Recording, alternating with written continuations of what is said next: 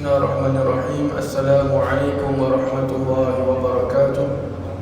Al-Fatihah ila hadrati Nabi Sayyidina Muhammad sallallahu alaihi wa alihi wa sahbihi wa sallam. Kiramil Fatihah.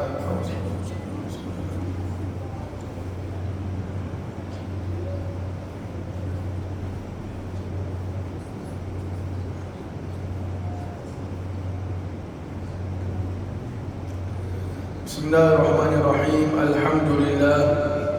Alhamdulillahi hadana li hadza wa ma kunna linahtadiya laula an hadana Allah.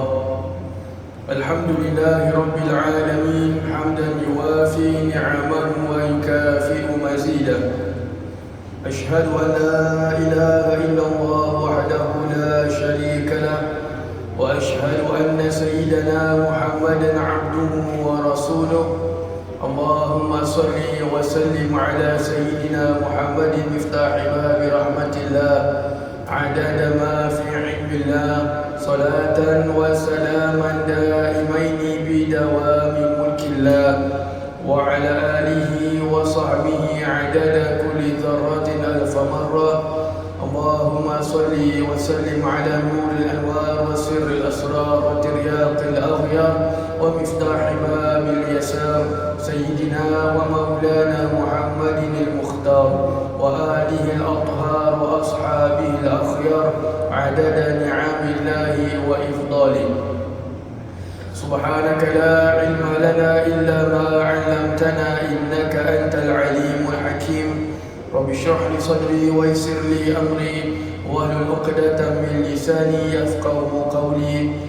أستغفر الله العظيم الذي لا إله إلا هو الحي القيوم وأتوب إليه. أما بعد.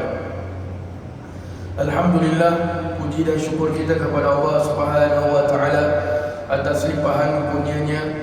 Kita diberikan oleh Allah Subhanahu wa taala nikmat taufik dan hidayah untuk kita dapat sama-sama berkumpul di rumah Allah yang mulia ini pada mendengarkan sebahagian daripada sirah baginda Nabi sallallahu alaihi wasallam. Semoga Allah Subhanahu wa taala terus memimpin kita.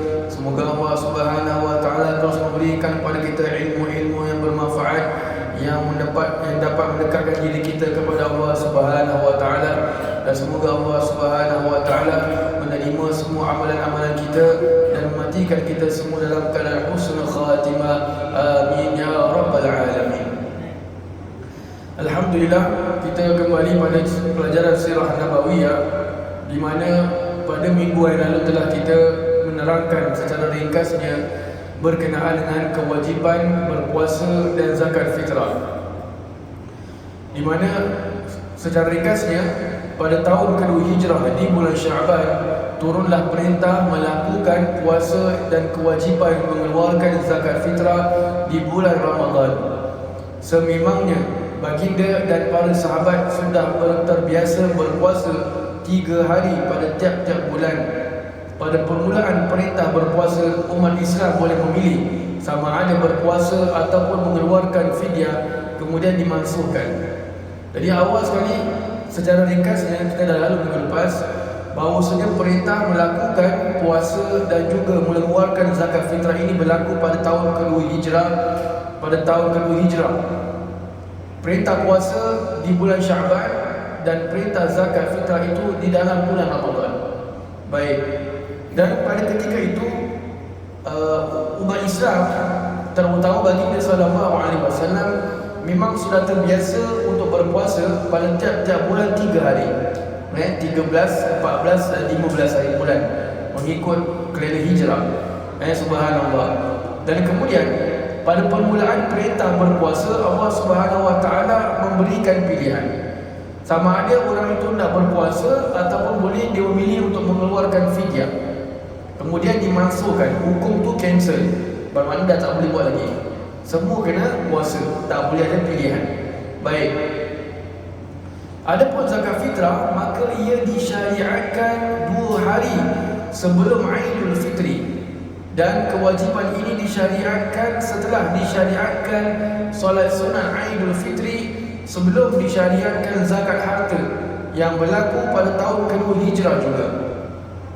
Jadi zakat fitrah ini ia mula diwajibkan diperkenalkan, disyariatkan dalam Islam pada tahun kedua Hijrah juga, 2 hari sebelum Idul Fitri. 2 hari sebelum Idul Fitri. Dan ia disyariatkan setelah disyariatkan sembahyang sunat Idul Fitri. Jadi sebelum tahun kedua Hijrah tak ada sembahyang hari raya. Tak ada sembahyang hari raya. Subhanallah. Jadi pada tahun kedua Hijrah itu barulah diperkenalkan sembahyang sunat Idul Fitri.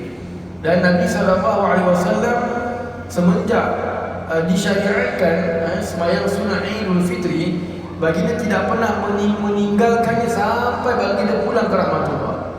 Tak pernah tinggalkan.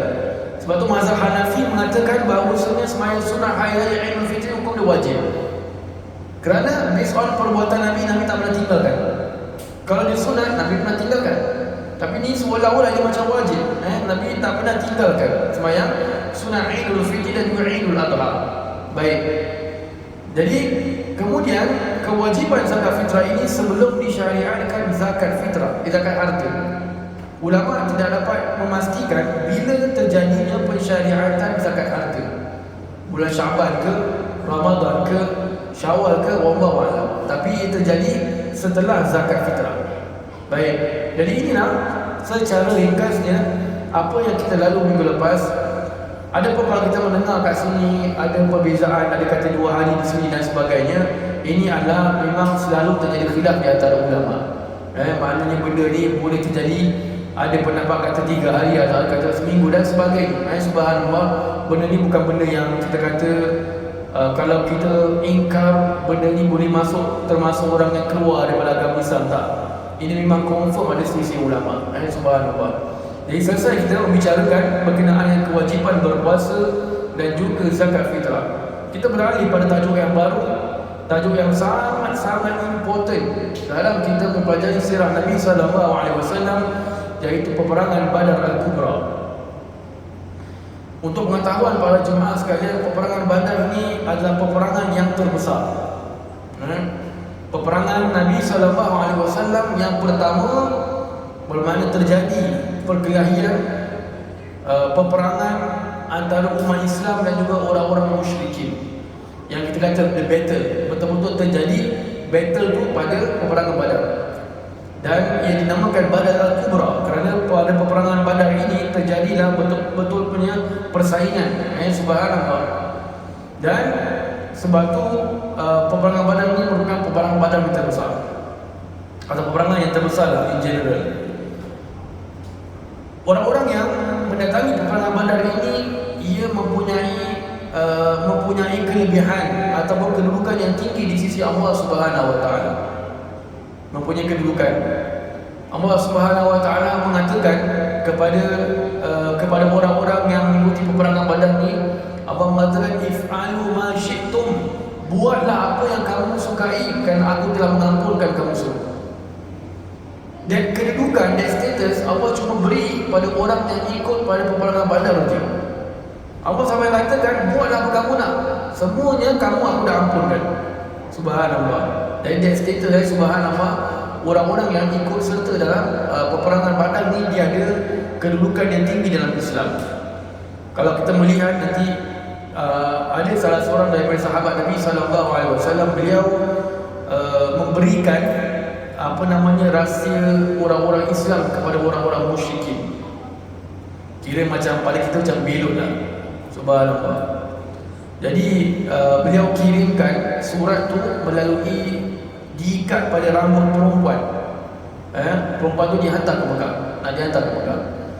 Nabi dapat tahu, maka Nabi utus Sayyidina Zubair bin Awam radhiyallahu anhu bersama Sayyidina Ali. Dua-dua sepupu Nabi. Sayyidina Zubair bin Awam dan Sayyidina Ali, dua-dua sepupu. Jumpa pada orang tersebut, sahabat tersebut, dibawa ke hadapan Nabi SAW. Kita tahu sahabat Nabi, salah satunya yang paling garang adalah Sayyidina Umar. Sayyidina Umar tu kata, ya Rasulullah, ini orang munafik, tak payah nak berbincang lagi, tebaslah.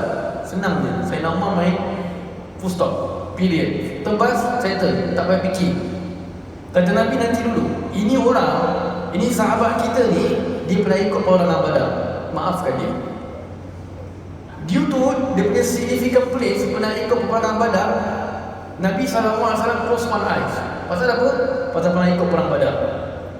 Kalau Nabi tengah mengajar, tiba-tiba datang orang yang pernah ikut sahabat yang pernah ikut peperangan Badar, Nabi suruh orang yang di depan ni suruh pergi belakang, yang Badar tu di depan. Pasal apa? Ini orang ada martabat tinggi. Jadi sahabat kat depan ni dia rasa tersinggung. Apa ni? Aku datang siang-siang kena pergi belakang. Yang belakang tu datang lambat pergi depan. Mana fair? Abah turunkan ayat. Abah kata kalau Nabi kamu suruh pergi, kamu kena pergi. Orang lain datang. Subhanallah. Ala kuliah inilah apa yang saya nak fahamkan kat sini adalah begitu pentingnya peperangan Badar dan bagaimana tingginya martabat orang yang ikut serta dalam peperangan Badar. Jadi insya-Allah kita akan kupas sikit demi sedikit. Insya-Allah dengan izin Allah, berkat doa para jemaah sekalian, kita akan sama-sama mendengarkan kisah peperangan Badar ni. Mungkin kita akan makan masa dalam 1 bulan atau 2 bulan. Mungkin 2 bulan. Saya rasa based on apa yang saya kaji, tengok alhamdulillah nampaknya dalam lebih kurang dalam 2 bulan ataupun kurang, lebih kurang gitu. Subhanallah. Baik. Setelah kejadian perampasan harta yang diketuai oleh Sayyidina Abdullah bin Jahsy radhiyallahu anhu, orang-orang Quraisy makin berjaga-jaga, terutama dalam perdagangan mereka ke negeri Syam. Kerana mereka harus melalui pinggir kota Madinah, sama ada perjalanan pergi atau pulang. Sedangkan Madinah ketika itu sudah menjadi kota kaum muslimin. Jadi orang-orang, kalau kita melihat kisah dulu, Sariyahnya Sayyidina Abdullah bin Jahsy radhiyallahu anhu yang Nabi utus mereka untuk cari kabar, tiba-tiba dia serang orang-orang Mekah tersebut di Taif, di Wadi Nakhlah berdekatan dengan Taif. Jadi orang-orang Quraisy ni makin lagi precaution, terutama dalam mereka nak pergi ke negeri Syam. Kerana Mekah ni dekat bawah, Mekah kat bawah, Madinah ke atas, atas lagi Syam. So in order untuk mereka sampai ke Syam, definitely kena lalu Madinah. Kanan ke, kiri ke, tengah ke, mesti lalu Madinah. So mereka tak ada jalan lain. Subhanallah. Lepas tu mereka makin berhati-hati bila nak pergi berniaga. Sebab tu kalau kita melihat, kalau kita singkat balik, waktu kita membicarakan berkenaan dengan hijrahnya Nabi SAW, di antara sebab orang-orang Quraisy ni, mereka tidak membenarkan orang-orang Islam ataupun cuba menghalang orang-orang Islam untuk berhijrah ke Madinah, kerana mereka takut nanti apa, bila orang-orang Islam sudah ke Madinah, mereka punya bisnes terlungkup. Kenapa? Mereka tak boleh nak pergi Syam lagi, kerana lalu Madinah ada border. So Madinah punya tol orang-orang Islam jaga. In order to pass that toll, orang Islam. So kalau mereka bawa harta, definitely habis, kena sambung. So sebab tu mereka berjaga-jaga dalam melalui bawa perdagangan mereka ni ke negeri Syam. Ustaz, dah tahu Syam tu ada problem, kenapa pergi Syam juga? Memang mereka punya adat tu, mereka akan pergi Syam juga. Is either mereka pergi Syam ataupun pergi negeri Yaman. Ila fihim rihlata syita'i was-sayf. Mereka berpergian pada musim sejuk dan musim panas, ke negeri Syam dan ke negeri Yaman. So mereka kena pergi juga.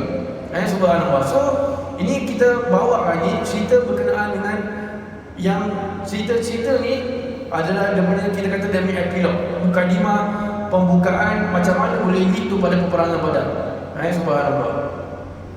Suatu ketika Nabi SAW mendapat berita bahawa sebuah rombongan kafilah unta kaum Quraisy yang membawa barang dagangan yang sangat banyak dari Mekah sedang berangkat menuju ke negeri Syam. Subhanallah. So one day Nabi SAW dapat berita, ada orang beritahu, ini orang-orang Quraisy sudah sampai masa mereka akan berdagang, bawa barang-barang mereka ke negeri Syam. Subhanallah. So ini satu. Rombongan ini diikuti 30 orang Quraisy dan diketuai oleh Sayyidina Abu Sufyan bin Harb radhiyallahu anhu. Waktu ini beliau belum Islam lagi, bersama 1000 ekor unta dan barang-barangan berharga 50,000 dinar. Can you imagine? 1 dinar is more or less dalam 300 sen. 1 dinar, ini dah 50,000. Tak gila. Bahasa kita tak gila. Ni kalau rompak ni sedap dimakan. Bahasa kita unta 1000, bayangkan. Satu unta $3,000 dikali 1,000. Subhanallah. Dan ini sebahagian besar harta yang mereka bawa ni adalah milik orang Islam. Yang orang Islam waktu hijrah dulu, mereka tak kasih bawa harta pun. Yang kaya ke, yang miskin nak putar lagi, semua harta kena tinggalkan Madinah kat Mekah. Pergi Madinah selai sepinggang. Nak pergi boleh, tapi selai sepinggang. So ini barang-barang ni, most of them adalah milik orang-orang Islam. And on top of that, hampir seluruh penduduk Mekah ada share dalam dis perdagangan. So dis punya perdagangan, mereka punya business street ni kira macam paling besar dalam history orang-orang Quraisy. Mana tanya pasal mereka ambil orang-orang Islam punya barang. Mereka berniaga dengan orang-orang Islam punya barang. So modal mereka tu duit orang Islam sebenarnya. So Nabi dapat this news. Nabi dapat this news. Baik. Baginda langsung berangkat bersama segolongan sahabat ke tempat yang dilalui oleh kafilah orang Quraisy tersebut. Namun mereka sudah melalui tempat tersebut, maka baginda dan para sahabat pun pulang ke Madinah menunggu waktu pulangnya kafilah itu. Kafilah maknanya grup lah, grup. Kafilah itu grup. Jadi kalau kita lihat, jadi bila Nabi sampai, orang mereka dah beralih, dah pergilah, dah tinggalkan tempat tersebut. Kalau kita mengikut dia punya timeline, maknanya basically waktu mereka nak pergi ke Syam ni is before terjadinya perpindahan kiblat. Sebelum terjadi perpindahan kiblat. Kerana mereka kalau nak pergi Syam ni, daripada Mekah ke Syam, mereka makan masa sebulan. Makan masa sebulan, takkan mereka sampai sana satu hari balik. Mesti stay sana at least 2 minggu sebulan. Then after that balik lagi. So lama lah maknanya. So kalau kita nak ikutkan timeline lebih kurang maknanya sebelum berlakunya peristiwa perpindahan kiblat. Baik. Setelah beberapa masa, baginda mendapat kabar bahawa kafilah itu sedang dalam perjalanan pulang. Ini pula kalau dah buat pergi Syam, dah berniaga, bermakna patah balik mesti ada untung. Bermakna unta pun mungkin 1,000, mungkin jadi lebih. Ada kata lebih. Pasal apa? Dan mereka mengatakan unta tu mereka bawa akan seberapa berat yang unta tu boleh bawa. Bermakna penuh lah tu. Kalau ada 1,000 unta, satu unta tu boleh bawa berapa ratus kilo. Subhanallah. Bermakna kalau ada 1,000 unta, berapa banyak tu diorang dah bawa. Subhanallah. So bermakna ini balik ni kira betul-betul ni bounty ya. Subhanallah. Jadi Nabi dapat kabar mereka nak balik. Maka baginda mengumpulkan para sahabat dan memerintahkan mereka untuk menghalang kafilah Quraisy itu yang membawa harta orang-orang Islam, dan ada juga mengatakan untuk merampas harta kafilah tersebut sebagai ganti rugi atas apa yang mereka lakukan terhadap harta kaum muslimin. So Nabi SAW dan para sahabat, mereka ni bila plan nak pergi intercept, nak pergi menghalang perjalanan pulang mereka ni bukan saja-saja. Apa ingat Nabi dengan sahabat tak ada kerja lain? Subhanallah. Mereka ni intercept pasal mereka nak ambil balik harta orang Islam sahaja first. Ataupun ada riwayat lain mengatakan nak ambil balik sebagai ganti rugi mereka dah ambil dulu. So fair lah kan, bayar ni hak mereka. So it's not that mereka just tak ada kerja, pergi samun, ada kita samun pula orang sana. Subhanallah. So bukan. Nabi SAW bila memerintahkan sahabat kerana nak mengambil kembali hak orang-orang Islam. Baik, so ini jelas sebab kenapa Nabi nak pergi intercept. Baik. Mendengarkan itu, kaum muslimin ketika itu ada yang bersegera menyahut saranan tersebut dan bersiap untuk berperang, dan ada juga yang merasa berat kerana mereka menyangka ianya tetap tidak akan terjadi peperangan. So orang-orang Islam ni yang kalau kita dengar daripada tahun pertama hijrah tu sudah macam-macam, mereka sudah 3 atau 4 peperangan yang mereka pergi tapi tak jadi. Pergi balik. Kan subhanallah. So bila Nabi SAW announce kan, kita nak pergi intercept ni, betul-betul nak pergi halang ni orang nak balik ni, sahabat ada yang 50-50. Most of them nak ikut. Most of sahabat nak ikut. Tapi yang lagi kata setakat nak punya harta je, nanti pergi diorang dah patah dah jalan, waste time lah. So diorang tak ikut. So tak jadi. So mereka rasa ni mungkin tak jadi peperangan. Maka pada 3 Ramadan tahun kedua Hijrah, setelah menyerahkan pimpinan kota Madinah kepada Sayyidina Ibnu Ummi Maktum radhiyallahu an, baginda berangkat bersama 313 orang mengikut pendapat kebanyakan ulama. Jadi ada yang mengatakan 314, including Nabi 314. Ada kata tak include Nabi 314. Ada kata include Nabi 313. Tak kisahlah, nombor minority. Yang kata nak kata 313 terserah, yang nak 314 pun terserahlah. Gaduh pun tak guna. Subhanallah. Baik, 82 orang daripada golongan Muhajirin, 231 daripada golongan Ansar. Bendera Islam ketika itu berwarna putih, dibawa oleh Sayyidina Mus'ab bin Umair radhiyallahu anhu. Dan berjalan di hadapan baginda juga 2 bendera putih yang dibawa oleh Sayyidina Ali dan Sayyidina Sa'ad bin Mu'az radhiyallahu anhu. So Nabi sallallahu alaihi wasallam 82 Muhajirin, 231 golongan orang Ansar. Kemudian Nabi letak ke hadapan Nabi ni ada Sayyidina Ali dan Sayyidina Sa'ad bin Mu'az. Sayyidina Ali Muhajirin, Sayyidina Sa'ad bin Mu'az pemimpin kaum Aus, kan kita dah lalu cerita beliau. Beliau ni wakil orang Ansar berada di hadapan. So fair lah. Subhanallah. Kita kalau sekarang ni pergi daripada Madinah nak pergi ke Badar, mungkin makan masa dalam, kalau jalan biasa tak speed, dalam 2 jam sampai, more or less lah. Kalau normal orang selalu pergi 1,5 jam sampai. Kalau dia naik kereta cepat 1 jam dah sampai. Subhanallah. Jadi kalau zaman dulu, bagaimana kalau kita daripada Madinah ni nak pergi ke 1,5 jam perjalanan ni, memang jauh lah. So mereka ni bermalam-malam nak pergi sampai ke tempat Badar tersebut. So Nabi SAW mengatakan satu unta, 3 sahabat kena gila-gila naik. Gila-gila. Jadi jalan agak sampai tol kat depan, tukar sahabat turun, ini balik. Tak ada orang yang Nabi izinkan untuk daripada Madinah sampai Badar jalan kaki, tak boleh. Pasal jauh. Pasal jauh. Subhanallah. So ini keadaan orang-orang Islam ketika itu. Baik.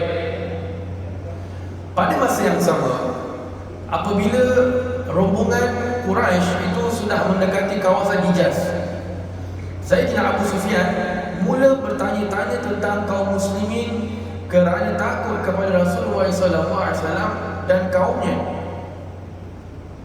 Sehinggalah beliau mendapat berita bahawa baginda bersama pasukannya telah keluar menunggu rombongannya untuk dirampas kembali hartanya. Jadi kalau orang tu bawa $1,000 sudah risau, apalagi kalau bawa millions of dollar, jalan pula kat tengah-tengah padang pasir yang tak ada traffic light, main lagau je, kan? Subhanallah, tak nampak lagi. Kalau orang pakai baju brown pun dah tak nampak lagi, kan? Subhanallah. So Sayyidina Abu Sufyan ni takut ketika itu. Beliau belum masuk Islam lagi. Waktu pembukaan kota Mekah baru beliau masuk Islam. Jadi pada bila mana orang-orang Quraisy sudah hampir berkawasan Hijaz dan keluar dari Syam ni dan sampai kawasan Hijaz ni, dia makin lagi takut. Sampailah beliau ni dapat berita bahawa Nabi SAW dah keluar dengan rombongannya untuk pergi ke negeri Badar, untuk pergi ke tempat kawasan yang bernama Badar. Baik, makinlah takut kawan tu. Makin takut. Alamak, dah tahu rupanya. Dah tahu satu, masalah dah keluar lagi. Sekarang yang risau dia adalah Nabi SAW dan sahabat boleh just terserempak anytime ni, pasal dah keluar. Kalau Nabi belum keluar, ada minimum kan orang boleh terserempak. Masalahnya sekarang dapat tahu Nabi dah keluar ni, subhanallah. Jadi saya nak Muslim dah kecut perut. Alamak, dah tak senang. Pikiran, subhanallah. Baik. Hal ini menyebabkan beliau mengubah seorang yang bernama Dhamdam bin Amr al-Ghifari dengan 20 dirham untuk ke Mekah dengan segera dan memberitahu penduduknya akan keadaan baginda dan para sahabat hendak menyerang serta meminta bantuan orang-orang Mekah menjaga barang perniagaan mereka. Dulu kita mereka ni selalu ada orang yang mereka simpan sebagai penyampai kabar berita. Kepada mereka ni yang lain akan naik unta, dia ni seorang akan bawa kuda. Kuda kan lebih laju daripada unta. Sediakan standby. Kalau due emergency, maka ni orang akan lari dulu. So ketika tu seorang yang bernama Damdam ni, dia ni ada dengan Abu Sufyan. Dia Abu Sufyan kata, Damdam, kamu sekarang lari pergi Mekah. Pergi Mekah, jangan berhenti. Pergi Mekah, beritahu orang Mekah yang Nabi dan sahabat sedang nak menyerang barang-barang orang-orang Islam, orang-orang Mekah. Minta mereka hantar orang untuk jaga barang-barang kita ni. Ini banyak barang. Maka Damdam ni pergi. Nama dia Damdam bin Amr al-Ghifari. Subhanallah. Baik. Imam Ibn Ishaq berkata, Sayyidina Ibn Abbas berkata, ini riwayat beliau, 3 malam sebelum Damdam bin Amr al-Ghifari tiba di Mekah, Atikah binti Abdul Muttalib, ibu saudaranya Nabi SAW, bermimpi melihat mimpi yang sangat mengerikan. Beliau kemudian menceritakan mimpinya itu kepada saudaranya Sayyidina Abbas radhiyallahu anhu. So makcik Nabi dan Mama Atikah ni satu mimpi yang sangat mengerikan. 3 days before the arrival of Damdam bin Amr al-Ghifari. Jadi dan mimpi besok cerita pada abang. So Sayyidina Abbas ni kira abang sulung. Bukan, abang kandung, maaf. Abang kandung dengan adik-beradik satu mak satu bapa dengan Atikah binti Abdul Muttalib. Baik, apa kata dia? Dalam mimpiku aku melihat seorang musafir datang dengan menunggang unta. Dia berdiri di sebuah tanah lapang lalu dia berteriak dengan suara yang sangat kuat. Wahai orang-orang Hudar, berangkatlah kamu kepada kecelakaan kamu dalam masa 3 hari. Aku lihat manusia berhimpun pada musafir tersebut. Kemudian dia masuk ke masjid diikuti ramai orang. So awal sekali dia kata, wahai orang-orang Hudar. Orang Hudar ni maknanya orang-orang pengkhianat. Orang-orang pengkhianat. Orang-orang Quraisy ni kan mereka yang mengkhianati bangsa Bani Hashim dan Bani Muttalib kerana nak membunuh Nabi SAW waktu ketika itu. So dalam mimpi dipanggil, wahai orang-orang Hudar, wahai orang-orang pengkhianat, berangkatlah kamu kepada kecelakaan kamu pada masa 3 hari. Maknanya dalam berangkatlah kamu kepada kematian kamu dalam masa 3 hari. Subhanallah. Jadi orang dia kata orang manusia berkumpul pada orang musafir tersebut, kemudian dia masuk ke masjid diikuti ramai orang. Ketika mereka berada di sekelilingnya, musafir tersebut berdiri di atas untanya di depan Kaabah, lalu berteriak dengan suara yang sangat lantang, ketahuilah wahai orang-orang Hudar, berangkatlah kamu semua kepada kecelakaan kamu dalam masa 3 hari. Kemudian musafir tersebut berdiri di atas untanya di atas Jabal Abi Qubais dan berteriak yang sama kuatnya. So 3 location, dekat tanah lapang, pergi depan Kaabah, pergi ke Jabal Abi Qubais. Dan kita sedia maklum Jabal Abi Qubais ni tempat mereka make the announcement. Orang-orang dulu kalau buat announcement semua naik atas itu. Subhanallah. So ini mimpinya Atikah binti Abdul Muttalib. Baik. Kemudian musafir tersebut mengambil batu besar lalu melemparkannya. Batu besar itu jatuh sampai di bawah gunung lalu pecah. Tidak ada satu rumah di Mekah melainkan terkena pecahan batu besar tersebut. Semua rumah kat Mekah semua kena serpihan pecahan batu tersebut. Ini mimpinya Atikah. Subhanallah. Cerita pada abang dia, Sayyidina Abbas. Sayyidina Abbas berkata, demi Allah, ini adalah mimpi yang benar. Rahsiakan mimpi ini dan jangan ceritakan pada sesiapa pun. Jangan ceritakan pada sesiapa pun. So ni abang cakap dengan dia, kau jangan cerita pasal siapa pun. Subhanallah. So cerita dah habis. Jadi sambung balik. Kemudian Sayyidina Abbas menemui kawan rapatnya bernama Al-Walid bin Utbah. Ni Walid bin Utbah ni Sayyidina Abbas punya blood brothers lah. Member rapat, member kocok daun. Itulah kali betul-betul punya rapat. Subhanallah. Jumpa dia, semua cerita. Lalu beliau juga berpesan agar jangan diceritakan kepada siapa-siapa. Dia pula cerita kat best friend dia, kau jangan bilang orang lain. Kau kena ingat, ni mimpi adik aku tadi. Jadi dia bilang aku bilang dia jangan cerita kat orang lain. Dia aku trust kau pun jangan cerita kat orang lain. Dia bilang kan Al-Walid bin Utbah. Baik. Al-Walid kemudian pulang dan ceritakan kepada Utbah bin Rabi'ah juga. Pula habis. Dia balik dan cerita kat bapak dia, Utbah bin Rabi'ah. Utbah bin Rabi'ah ni one of the chieftain dekat Mekah. One of ketua di Mekah ni. Dan juga berpesan jangan cerita kepada orang sesiapa, sehinggalah seluruh penduduk Mekah dah tahu pasal mimpi itu. Bagus. Dia bilang dia, kau jangan bilang orang okay, baik, aku tak bilang orang. Dia pun ceritakan abang dia. Abang dia bilang kau jangan bilang orang. Okay. Bilang jangan bilang daripada A sampai Z, habis. Subhanallah. Dia ni, kalau kita, dia ada pepatah pepatah mengatakan apa, kalau kita kasih orang emas untuk dijaga, emas tu takkan bertambah, berkurangan ada, bertambah tak. Kalau kita minta orang jagakan kita punya emas, kan? Tapi kalau kita minta orang jagakan kita punya perkataan, dia bertambah, dia tak berkurang, terbalik. Saya ceritakan orang sana pasal mimpi Atikah, pergi sini, Atikah dimimpikan orang-orang, confirm jadi cerita lain. Pasal manusia memang macam itu, kan? Manusia macam itu, terutama kalau kau perempuan. Saya bukan kat sini lah, orang kat seberang tambak yang semalam jam nak masuk cowok tak masuk-masuk tu. Subhanallah, biasanya lah, biasanya kaum awal lah. Tapi kaum awal sini, kaum awal tempat lain. Jadi dah satu Mekah dah tahu ni, cebo satu Mekah. Yang tak tahu siapa? Sayyidina Abbas. Dia seorang tak tahu apa. Yang cerita dah sebar satu Mekah. Gara-gara dia juga. Kau jangan bilang orang, okay, baik, aku tak bilang orang. Kau pun jangan bilang orang, okay, aku tak bilang orang. Dan nama rahsia tu mereka kena zip. Not even one single soul pun kita tahu. Dia pula, kau jangan bilang orang, kau jangan bilang orang. Subhanallah. Baik. Sayyidina Abbas berkata, so dia tak tahu cerita ni. Setelah itu, aku pun masuki masjid untuk melakukan tawaf. Sedang ketika itu Abu Jahal dan kawan-kawannya sedang lagi berbincang mengenai mimpi tersebut. So bila dia masuk Masjid Haram ni, pas by Abu Jahal sedang lepak lah, pasal dia tengah lepak dengan members. Bila sedang lepas by, dengar tau ni Abu Jahal sedang cerita pasal mimpi tersebut. So dah lama rupanya dah tahu Cik Muhammad ni. So from there dia dah tahu main satu Mekah dah tahu cerita. Kacau. Apabila Abu Jahal melihatku, so saya nak abang mesti cerita lagi. Apabila Abu Jahal melihatku, dia langsung berkata, wahai Abu Fadl, apabila kau selesai melakukan tawaf, datanglah berjumpa kami. Kata si Abu Jahal, kau dah habis tawaf, kau jumpa kita. Baik, datanglah jumpa kita. Maka aku pun mendatangi mereka setelah tawaf. Katanya Sayyidina Abbas.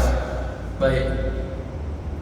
Abu Jahal berkata, wahai Bani Abdul Muttalib, sejak bila adanya Nabi perempuan di antara kamu?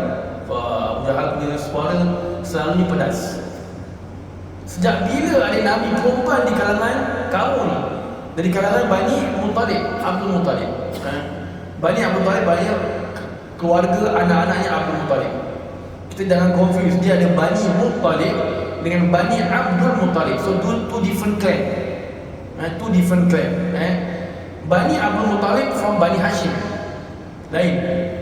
Bani Abdul Muttalib daripada Bani Hashim. Pecahan dari Bani Hashim. Pasal Abu Muttalib anaknya Hashim. Muttalib pula adik-beradiknya Hashim. So two different clan. So Abu Jahal kata dengan Sayyidina Abbas ni, sejak bila adanya Nabi perempuan di antara kamu? Wah, subhanallah. Jadi Sayyidina Abbas ni dia buat tak tahu. Kenapa kau bertanya demikian? Kata Sayyidina Abbas. Abu Jahal berkata tentang mimpinya Atikah. Aku pun bertanya, apa yang dimimpikan Atikah? Abu Jahal berkata, wahai Bani Abdul Muttalib, bukankah kamu semua reda ada seorang Nabi lelaki di kalangan kamu? Mengapakah kamu semua reda adanya Nabi perempuan di antara kamu? So Abu Jahal ni somehow dia tahu, ni mesti Sayyidina Abbas yang mesti tahu. Oh, somehow Abu Jahal ni pun tahu Sayyidina Abbas yang bercerita orang dulu. So impossible dia tak tahu cerita. Mereka subhanallah. Jadi Abu Jahal ni as usual, mulut dia tak pernah tak pedas. Memang cari penyakitnya punya mulut kat si Abu Jahal ni. So Sayyidina Abbas ni dia masih bahasa kita stagnan. Apa cerita ni? Aku tak tahu cerita ni, apa benda ni? Apa Nabi pula? Contohnya lah, muka blur. Subhanallah. Atikah telah bermimpi bahawa datangnya seorang yang memekik dalam masa 3 hari. Oleh itu kami akan menunggu. Jika mimpinya benar, maka ia akan berlaku. Kata Abu Jahal. Jika tidak, dan kami yakin tidak, maka kami akan menulis bahawa kamu ada ahli Baitullah yang paling berdusta di kalangan Arab. Si Abu Jahal ni dia buat warning. Kami dapat cerita adik kamu Atikah mimpi bahawa dalam masa 3 hari akan berlaku sekian. Baik, kalau dia berlaku, ya dia akan berlaku, kata Abu Jahal ni. Nak buat macam mana? Dia akan berlaku. Tapi kalau dia tak berlaku dan kami yakin dia tak akan mungkin berlaku, kami akan tulis satu surat ni maksud declaration bahawa kamu adalah keluarga ahli Baitullah yang paling pendusta di kalangan Arab. Apa makna ahli Baitullah? Maknanya mereka ini orang-orang yang menjaga Kaabah. Kan bangsa Quraisy, Bani Hashim ini orang-orang yang ditugaskan untuk menjaga Kaabah.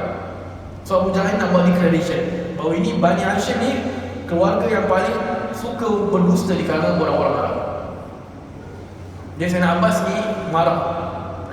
Tapi dia try to contain marah dia. Pasal apa? Nak maintain dia punya step blur. So demi nak jaga blur dia tu, dia tak marah.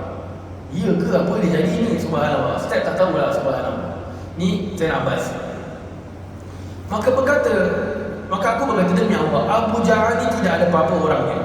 Tetapi aku sengaja menunjukkan keingkaranku terhadap mimpi itu dan berpura-pura tidak mengetahuinya lalu bersurai. Jadi Sayyidina Abbas ni kata, kalau aku lesing ni Abu Jahal ni memang KO lah. Budak ni dah kurus bahasa kita lah. Kalau aku sebiji ni memang habis sedap ni. Tapi pasal nak maintain tak tahu, maintain nak still disagree, tak tahu nak menunjukkan aku betul-betul tak tahu ni, paksa buat macam okey lah, tak ada apa-apa lah nanti. Main subhanallah. Berpura-pura tidak mengetahuinya lalu bersurai. So cerita pun stop, habis. Itu dia dialog between Abu Jahal dan Sayyidina Abbas. Apabila Sayyidina Abbas pula, beliau didatangi oleh kaum wanita Bani Abdul Muttalib. Perempuan-perempuan Bani Abdul Muttalib datang menjumpa dia. Dia kata, mengapa kau biarkan begitu saja orang fasik itu menyinggung perasaan wanita-wanita kita? So balik pula kena marah lagi dengan perempuan. Bayangkan, Sayyidina Abbas pun kena marah dengan perempuan lain. So kalau zaman kita kena marah, normal lah, tolong. Subhanallah. So dia balik, kena komplain lagi dengan orang perempuan. Kalau dalam kitab tu dia tulis, kenapa kau biarkan syaitan tu menyinggung perasaan kita? So Bani Hashim, Bani Muttalib dah panggil Abu Jahal syaitan. Subhanallah. Dah bagus Abbas masih, Sayyidina Abbas masih panggil Abu Jahal. So orang perempuan kata, kenapa kau biarkan Abu Jahal tu cakap macam itu kat kita? Memperli-perlikan wanita-wanita daripada kalangan Bani Abdul Muttalib. Jadi Sayyidina Abbas ni serba salah. Aku bukan tak nak attack balik, tapi pasal aku nak pretend aku tak tahu ni. Kalau aku pretend aku tahu, habislah kan, kecoh kat situ. Dan Sayyidina Abbas ni radhiyallahu anhu, beliau ni bermasuk Islam waktu ni. Tapi beliau memang yakin Nabi SAW bawa wahyu yang benar. Beliau yakin. Beliau ni wafat zaman Sayyidina Umar. Lama, panjang umur beliau. Subhanallah, panjang. Pakcik Nabi ni, pakcik Nabi. Tapi tak jauh umur, lebih kurang dalam 5-6 tahun beza. Subhanallah. Jadi Sayyidina Abbas SAW, ni hati ni memang cenderung pada Islam, tapi belum lagi nak tunjukkan Islam ni lagi. Baik, jadi orang perempuan tanya, kenapa kau biarkan gitu saja? Sedangkan engkau mendengar perkataannya tapi engkau tidak merasa marah atas ucapan itu. Kenapa kau tak backing kita? Relax je muka, okey je, kita punya perempuan-perempuan kena perlikan dengan Abu Jahal tu. How could you? Itu bahasa dia gitulah. How could you do that? Macam gitulah. Baik. Sayyidina Abbas berkata, demi Allah, aku akan melakukannya. Abu Jahal tu tidak ada apa-apa. Jika dia melakukannya lagi, aku akan membela kamu semua daripada kejahatannya. So Sayyidina Abbas dah kasih last promise maknanya. Dia just terangkan, don't worry, Abu Jahal semua tak ada apa-apa. Korang tak payah fikirlah pasal dia. Kalau dia bercakap lagi macam itu, dia punya aku buat something kat dia. Bahasa kita lah, nak faham. Baik. Sayyidina Abbas berkata, setelah 3 hari dari mimpi Atikah, aku keluar dalam keadaan marah, kemudian memasuki masjid dan terlihat si fasik tu. Kata Sayyidina Abbas, bermakna 3 hari ni nak tunggu. Kalau betul Abu Jahal tu tulis, memang kena penunggu. So Sayyidina Abbas keluar rumah dalam keadaan marah. Nampak masuk masjid, nampaknya si Abu Jahal tu. Baik. Aku berjalan ke arahnya untuk menghadapinya. agar dia menahan sebagian ucapannya atau aku memukulnya. Tiba-tiba Abu Jahal terburu-buru keluar menuju pintu masjid. Aku berkata dalam diriku, kenapa dengan orang yang dikutuk Allah ni? Abu Jahal macam hari tu macam terpinga-pinga. Dia macam blank lah. So Sayyidina Abbas was walking to him. Dia nak keluar masjid. Walhal dia punya time tu dah sampai 3 hari. Dah sampai masa untuk Abu Jahal tulis surat yang dikata sokal nipu. Tapi hari tu Abu Jahal tengah terpinga-pinga. Dia nak keluar masjid, Sayyidina Abbas masuk. Tu yang Sayyidina Abbas kata, aku berkata dalam diriku, kenapa dengan orang yang dikutuk Allah ni? Dan kenapa dengan orang ni? Subhanallah. Baik. Rupanya Abu Jahal telah mendengar suara yang aku tidak mendengarnya ketika itu, iaitu suaranya Damdam Al-Ghifari sedang berada di atas untanya berkata, ataupun kudanya, wahai sekalian orang-orang Quraisy, unta dan harta kekayaan kamu semua yang sedang dibawa Sayyidina Abu Sufyan sedang dihadang oleh Rasulullah SAW dan kaum muslimin, aku merasai kamu tidak dapat menolongnya. So cerita mimpi Atikah ni sekarang dah berlaku. Siapa punya mesej ni? Damdam datang. So mimpinya Atikah was referring to si Damdam Al-Ghifari. So after 3 days Damdam sampai di Mekah. Belum sampai di betul-betul masuk ke dalam kawasan Kaabah, Damdam ni naik di atas satu tempat padang pasir. Dia memekik, dia mengatakan, unta yang kamu bawa ni dan harta kekayaan kamu yang sedang dibawa oleh Abu Sufyan sedang nak dihadap, nak diserang oleh Rasulullah SAW. Dan aku rasa kamu takkan sempat nak dihalang pun, kata si Damdam ni. Itu yang buat si Abu Jahal ni terpinga-pinga. Maknanya mimpi dia betul. Mimpinya Atikah tu jadi real nanti. Subhanallah. Ada riwayat mengatakan Damdam ni dia tak stay. Dia masih dalam atas kudanya berlari daripada satu tempat ke satu tempat, satu tempat ke satu tempat. Dia mengatakan Al-Ghawsa, Al-Ghawsa, Al-Laqima, Al-Laqima. Al-Ghawsa maknanya tolong, Laqima maknanya diserang. Kita punya barang-barang sedang diserang. Jom, tolong aku. Dari satu tempat sampai naik Jabal Abi Qubais. So every tempat yang dicakap orang semua berkerumun. Pasal apa? Ingat mimpinya si Atikah ni betul ni apa aku dengar ni. Ikut sampai naik Jabal Abi Qubais. Kamu kata Damdam, jika harta kamu itu dirampas oleh orang-orang Islam, maka selamanya kamu dalam keadaan malam. Pergilah dengan segera. So dia cuba kasih somehow macam amaran kepada orang-orang Mekah ni. Kalau kamu biarkan orang-orang Islam yang rampas kamu punya benda, selamanya kamu dalam keadaan malam. Mari pergi sekarang juga. Jangan higi-higi lah. Terus kita pergi. Kata si Damdam. Sayyidina Abbas berkata, ketika itu suaranya Damdam telah membuatkanku tidak peduli tentang Abu Jahal, dan begitu juga dengan dia tidak mempedulikan aku di situ. Dan ketika itu manusia dalam keadaan sangat takut kerana teringatkan mimpinya Atikah. So seluruh penduduk Mekah semuanya dalam keadaan takut. Pasal apa? Mimpi tu kata kamu pergi kepada kematian kamu. So bermakna kalau mereka ikut keluar ni, matilah. Dah tahu ni kalau pergi ni mana pergi pada medan kematian, bukan medan peperangan, medan kematian. Subhanallah. Jadi dua-dua dah tak peduli. Sayyidina Abbas pun dah tak peduli pada si Abu Jahal. Abu Jahal pun dah tak peduli pada Sayyidina Abbas. Pasal semua tengah takut. Baik. Dan pada masa yang sama, mereka dengan segera bersiap-siap dan keluar dan berkata, ini orang-orang pemimpin Quraisy ni kata, apakah Rasulullah SAW dan kaum muslimin menyangka bahawa kafilah Sayyidina Abu Sufyan akan mengalami nasib yang serupa dengan kafilah Ibn Hadrami? Demi Allah, mereka akan tahu bahawa ia tidak mungkin serupa. Ibn Hadrami kisah Sayyidina Abdullah bin Jahsy kita dah lalu. Kan? Mereka punya kumpulan diserang oleh Sayyidina Abdullah bin Jahsy pada bulan Rajab. Baru 2 bulan sebelum kisah ini berlaku. So mereka kata, apakah mereka ingat, orang-orang Islam ingat bahawasanya kumpulannya atau grupnya Abu Sufyan ni akan mengalami nasib yang sama dengan Ibn Hadrami. Subhanallah. Demi Allah, mereka akan tahu bahawa ia tidak mungkin serupa. Subhanallah. Jadi itu adalah berkenaan dengan apa yang berlaku. Orang dah tengah kecoh ni, takut ini buat menang. Pasal apa? Kenapa mereka perlu nak ingatkan orang-orang Mekah ni. Pasal apa? Semua dalam keadaan takut. So kalau tak ada orang yang push mereka, mereka takkan keluar pun. Tak apalah, biarlah miata aku yang tak hidup. Kan, subhanallah. So in order to push them, pasal cakap-cakap benda macam ni. Subhanallah. Ketika itu, orang-orang musyrikin terbagi dua golongan. Terbagi dua golongan.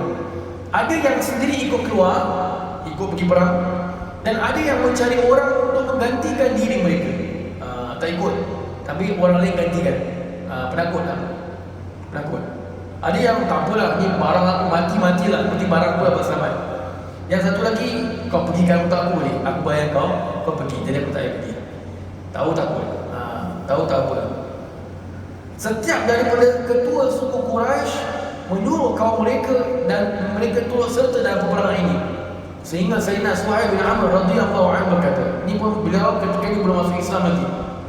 Suhaib bin Amr radhiyallahu anhu. Jadi ketua Quraisy ini semua suruh mereka kaum ni ikut. Suhaib bin Amr kata apa?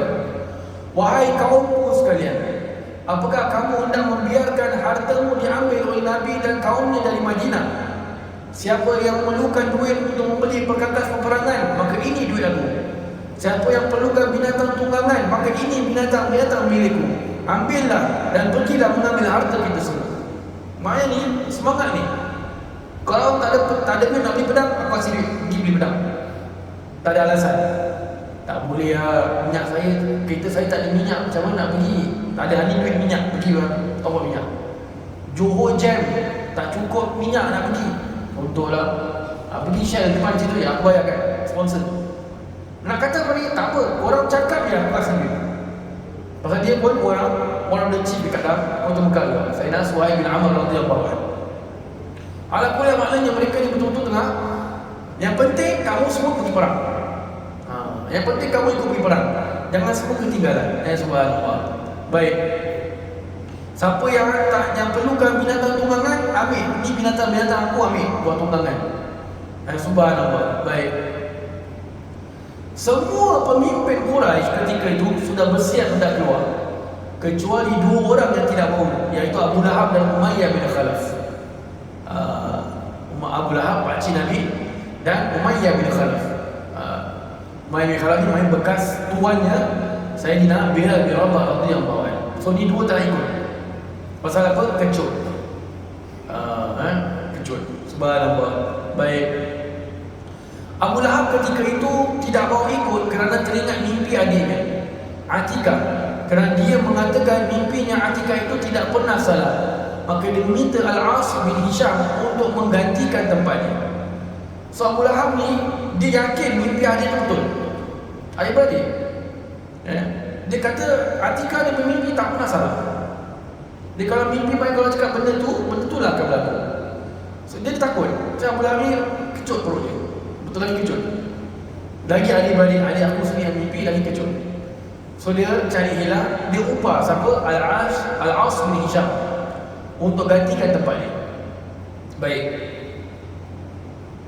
Al-As ketika itu berhutang sebanyak 4,000 dirham dengan Abu Lahab. Maka Abu Lahab berkata kepadanya, hutangmu semua terganti jika engkau menggantikan tempatku dalam peperangan ini. Maka Al-As pun bersetuju.